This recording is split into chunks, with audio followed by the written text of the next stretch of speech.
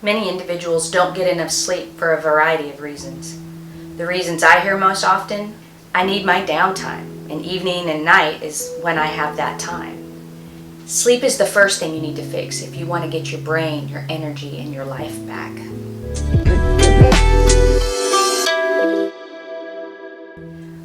My sleep routine has become one of my most precious commodities because I've seen the impact it has on my health and wellness. And it's important because I'm the one that has to deal with the fallout down the road of consistently poor sleep. In my last video, I covered some stats and general guidance to improve your sleep routine. But enough people have asked me to share my personal sleep routine that I've decided to go ahead and post that as well. I want to be clear though that this sleep routine I'm about to share is for me specifically. It took me about 6 months to get the right combination of tasks that really are most effective for me and my health. Everybody's sleep routine will look different because we're all different. And stay tuned to the end of this video where I'll share a trick or two on how to get back to sleep if you're waking up during the night. So this is a journey of patience, trial and learn, so plan for that to be the case. Test various things to see what works, and not only what works, but what combinations of things work. And be sure to like and subscribe to this video. It makes it more available to those who need to see it. In general, this is my sleep routine. I am done eating by 5 p.m. if possible, 6 p.m. at the latest. This is because I am going to sleep by 9 p.m. So I am wanting at least 3 hours between my last meal and my falling asleep. This allows my body to begin shifting from digesting into resting and healing when I'm going to sleep. Fairly often, my husband and I also take a walk together in the evenings after our meal. This offers us a chance to catch up on the day. It improves our digestion, and it helps exert that last bit of energy in the day so I'm resting better when I go to sleep. At 7 p.m., screens are turned off. That means television, phone, computer, and the lights start to be turned down. Around 7 or 7:30, I'm putting my phone on airplane mode, and I keep it in the dining room. My phone does not go into the bedroom. Between 7 and 7:30, once those screens are off, I'm doing last minute cleaning and I'm decluttering the house. I have found that for me personally, I sleep better knowing that my house has been cleaned and settled. At some point during that time as well, my husband is typically turning down the thermostat a few degrees to start cooling down the house for our sleep. 7:30 p.m. is when I start taking a hot salt bath. Make sure you're using Epsom salt so you're getting the magnesium in there. You can also add some baking soda to it. I actually use a high amount of salt, probably 3 or 4 cups in my bath. As the tub is filling up, I'm flossing and brushing my teeth. Prior to taking my salt bath, I actually dry brush. There's a lot of evidence showing the impact dry brushing has on exfoliating the skin, opening up the pores, and helping us detoxify. The length of time I'm in the hot bath also increases my core temperature. And as my core temperature begins to cool after the bath, that signals the body to sleep. Again, in the bathroom, I'm typically using a lamp, so I'm not using the overhead light in the bathroom and having bright light shining on my face. At the end of the bath, I actually end with a cold 2-minute shower. This cold shower provides a physical and neuro reset for me, decreasing my inflammation, and I'll explain more about this in a minute. There's a lot of data behind the use of cold plunges, and a cold shower is a good substitute for that. At 8 p.m., I'm using a cool lavender washcloth on my eyes, and then I'm using olive oils with essential oils as my lotion, and I'll self-massage my feet, my legs, my arms. And then I love my aloe socks. I use almond oil on my face, and I'll massage my face as well. Because I only wash my hair once a week, every night after my bath, I'm using a boar bristle brush as well. That pulls oils from the scalp into the hair and makes the hair healthier. And then I'll put some oil at the tips of my hair. Around 8:30, I go and I sit in a love seat in our house where I read my book. My brain has become so good at associating this spot with my book, with falling asleep, that I cannot do this at any other time of the day. Keep in mind too, and notice that I'm not reading in bed, because I don't want my brain to see the bed and go, what are we doing next? By 9 p.m. I'm in bed.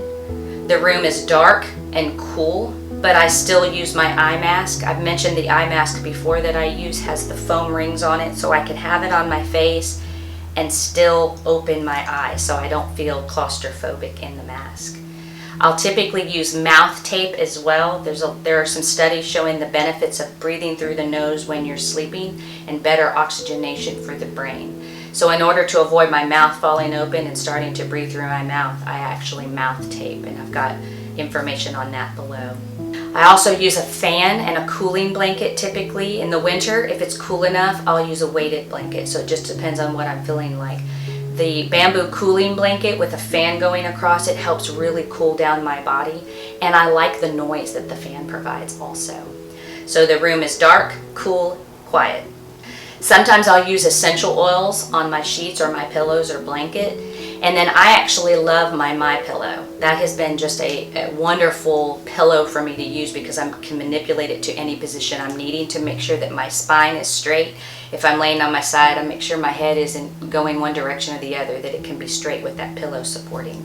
I'm up in the morning typically by 6. I'll do a Bible reading and prayer time, and then I make sure I'm getting outside with the sun, morning sunrise on my face. This communicates to my body it's wakey time, and there's the sun to prove it. I don't drink caffeine much anymore, but if I am going to have caffeine, it will be before 10 a.m. And then around mid-afternoon, around 2 or 3 in the afternoon, I am back out in the sun for about 10 minutes with the sun on my face. This has gone a long way to countering that mid-afternoon low. If it's winter or raining and dark outside, I actually have a light that I use to mimic the sunlight and give my brain the same message. Now, if you find you are consistently waking during the night and unable to get back to sleep, it is first most important to discover the reason. If you're getting up more than twice during the night to urinate, talk with your provider about seeking a pelvic floor therapy consult.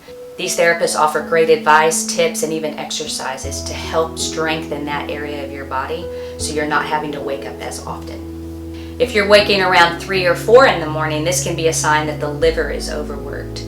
So work on your detoxification pathways during the day. Eat cleaner foods. Remove a lot of products in your home, cleaning products, change your makeup products. Also work on your bowel movements. This is one way that your body detoxifies, and include sweating into your weekly routine. I'll use a sauna, and then I also make sure I get outside and get a good sweat going, and then wash that off. Help your liver out during the day so at night you're able to sleep. And then if you're getting up due to anxiety, you've got the task of retraining your brain. It's basically in the habit of trying to problem solve for you during the night. When this occurs for me, there are 3 things I do in the same order. At this point in my health journey, I rarely get past step 1, but for a while I was doing all 3. The first one is give yourself grace. When you wake up, lay there with your head on the pillow and kindly thank your brain for working hard to solve problems. But explain that right now it's time to sleep and not solve problems. The second thing I'll do is then use a spray that I keep by my bed. It's called Anxious Moments. I've got a link for it below. I have found that for me, that tends to cut the worry or the anxiety feeling that I've got pretty quickly. If neither of those is working, don't lay in bed awake for more than 15 minutes. Get up and go to another room to do this next task. You don't want the brain to associate staying awake with insomnia with being in bed.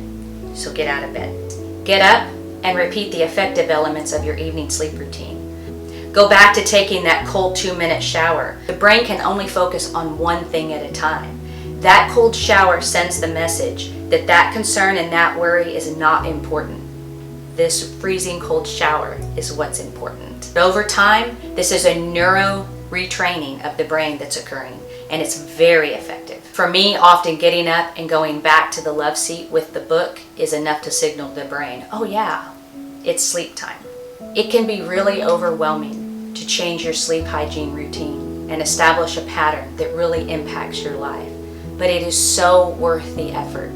Your health and wellness should be something that you're investing in, just like you're investing in your financial future.